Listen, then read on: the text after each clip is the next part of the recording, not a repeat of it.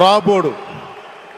కానీ మీరు పడ్డ శ్రమ, మీరు పడ్డ కష్టం ఎవరు తీసుకోలేరు. ఎన్ని బాధలు పడ్డా, ఎన్ని దెబ్బలు తిన్నా ఈరోజు మనం గర్వంగా చెప్పుకుంటున్నాం. మన ఉత్తరాంధ్రకి ఎయిర్పోర్ట్లు వచ్చినాయి, ఇన్ని లక్షల పెట్టుబడులు వచ్చింది ఆంధ్రప్రదేశ్కి.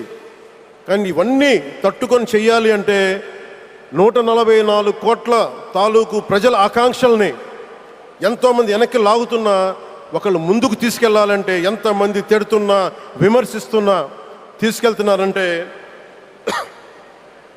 ఒకే ఒక్క నాయకుడు ప్రధానమంత్రి శ్రీ నరేంద్ర మోదీ గారు. నేను ఎందుకు తపన పడ్డాను, నేను అలయన్స్ కోసం ఎందుకు తపన పడ్డాను, మీ నాయకత్వం మాకు కావాలి ఎందుకు తపన పడ్డానంటే, ఈరోజు ఎయిర్పోర్ట్ ఆపేశారు. ఒక చిన్నపాటి ఎర్ర బస్సు కూడా రాని చోట ఎయిర్పోర్ట్ అవసరం లేదన్న వ్యక్తులకి సమాధానం ఇదే.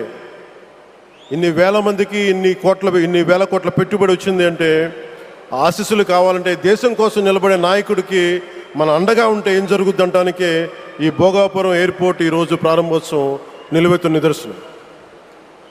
ముఖ్యంగా 25 సంవత్సరాలు లోబడి ఉన్న పిల్లలు ఉన్న ప్రతి ఒక్కరికి కూడా నేను ఈ సందర్భంగా తెలియజేస్తున్నాను. పిల్లల్ని సరైన దారిలో పెట్టడం, సరైన సంస్కారాలు నేర్పించడం చాలా చాలా అవసరం. ఈరోజు పొద్దున్నే ప్రధానమంత్రి గారి స్టేట్మెంట్ చూశాను. ఆయన తిట్టిన, ఎన్ని దూషించారో వారిని కూడా పెద్ద మనసుతోటి క్షమించారు ఆయన. అలాంటి ప్రధానమంత్రి గారికి మీ పాదాలకు నేను నమస్కారం తెలియజేస్తాను.